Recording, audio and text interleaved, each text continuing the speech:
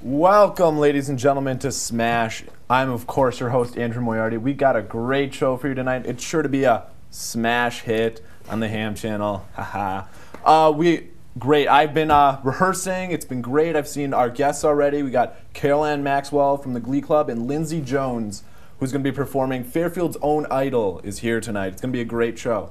And we're going to kick it off really fast right now. I'm joined by Maxwell. Thank you so much for coming. You're welcome, Andrew. I know you have an extremely busy schedule. No, it's a pleasure. With all that's going on in Glee Club. Now, you are the director for Glee Club, correct? I am the director of the Glee Club. Now, how did you get involved in Glee Club?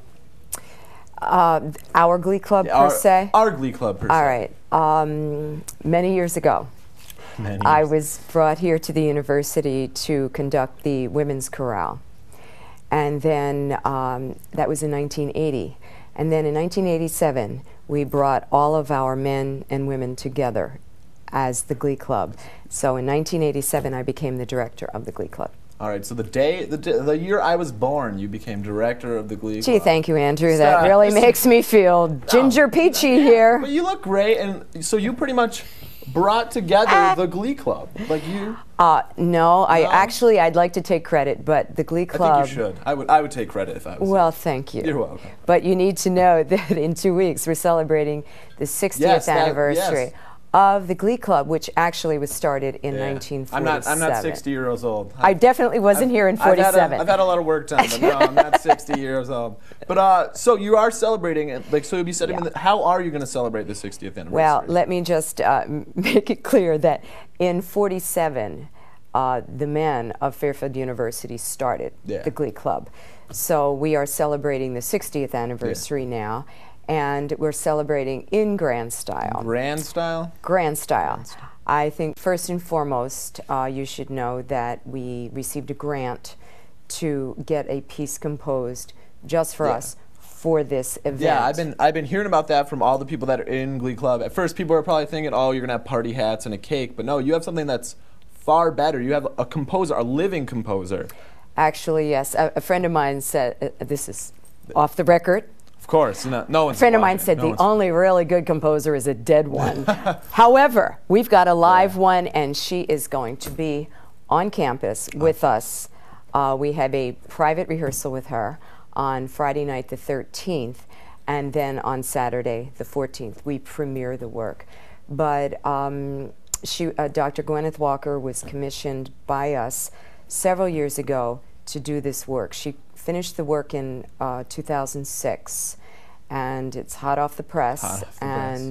She obviously has never heard it before. It's the world premiere. So this will be, wow, the world premiere? Yeah. Does that put a lot of pressure on you and the Glee Club? No, what makes you think that? No, of course not. Absolutely no pressure at all. I feel like a person with their finger in the socket. Whoa, we got to get this done, turn this page, that page. So how is rehearsing? Has rehearsing been very Actually, tense? Now it's becoming cool. Yes, I cannot tell a lie because anyone seeing this will know. I live in Gonzaga, so I'm always like walking to and from, and I just hear them singing. You hear me shouting? Yeah, I hear a lot of yelling going on. Sometimes I want to peek in to see what's going on. But the other day, actually, I was walking back to my room, and the boys were practicing in the hall, which I've never really seen before. There was a piano out there. I thought that was pretty cool as I was walking by. Well, sometimes we can make use of not only the theater in Gonzaga, but also that foyer.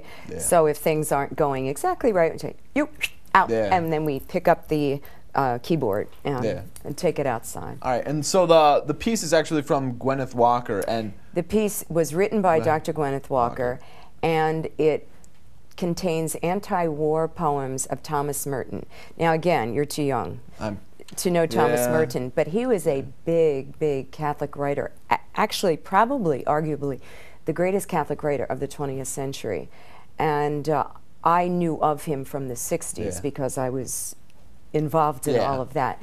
So he wrote anti-war poems, and that's what Gwyneth Walker took to use as the basic text for the piece. Now, how did like the connection with Gwyneth Walker come about? Like, what made like her be the one to compose for Fairfield University? I had been looking. I mean, I had been looking for a composer and trying to get somebody that was very up to date and someone that would be in tune with young people. And she's a Connecticut-born, New Canaan. She lives currently in Vermont, but I just thought, I listened to some of her music. She was open to the commission. As I said, this was a couple of years ago that you have to get these composers going.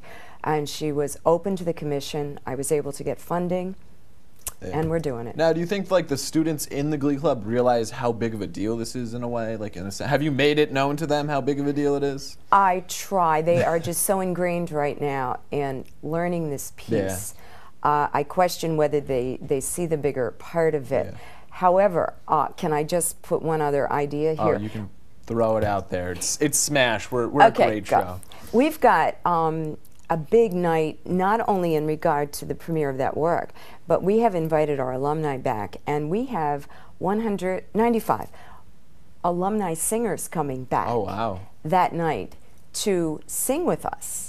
Now, they're not doing the Gwyneth Walker piece, but we're doing the whole first half with our alumni singers. So with our current Glee Club and the alumni, we have over 200 singers on that stage. So that's sure to be a big show, a grand show, as you said. Gala, yes. The gala, that's what. When is this happening so people This is happening on Saturday evening, the 14th of April, at the Quick Center for the Arts. It starts at 8 o'clock. And are tickets on sale now? Tickets are on sale at the box office, and for our students, it is a very nominal fee of $6. And if I could put a plug in, it would be great to fill that hall with our students. You know, showing your support of the oldest club on campus, and for some of your own friends. Do you have your tickets yet, Andrew? No, they haven't told me when it is. They've just been telling me about, like, my friend Megan, she's going to the meet and greet with her. She's eating with her. And she's been excited about that. So that's another thing. Like you were talking about how you wanted someone that would connect with the students. That's a huge connection they're going to have, because it'll be someone that they'll be able to eat and meet. Yeah, she'll be in Friday night, and we're just going to sit down and relax. And she knows that questions will be fired at her, and you know, it just forms the end of the circle of learning the music, meeting the composer, questioning the composer, and then performing the music. Wow. All right, and not to like jump away from that, but since you are the director, you've been the director of Glee Club, I'm going to ask you this one quick question before we go to break. Have there been any real challenges, like actually working with students? Do you ever feel like they're not as committed as like an adult would be, or anything like that? No, I don't feel that aspect of it, but the Glee Club does a lot of performing, and you guys have a lot in your life. So, you know, I expect a lot, and your teachers, academia, expect a lot. So sometimes it's a clash. And we try to work around it, but it's definitely a commitment, as everything else is that you do. You know, so do you like the aspect of working with the youth? Is that really I love it. It's because it's interesting, because you get all different people and all different walks of life. It's exciting to keep. I mean, as you know, I was listening to Alanis Morissette. I mean, that was great. Lindsay, it was terrific. I mean, I mean, I could be forever in Bach and Handel. But it's people like Lindsay, like yourself. Yes, thank you. That give me all of this new music. All right, we're going to take a quick break. We're going to be right back after this. Stay tuned to SMASH.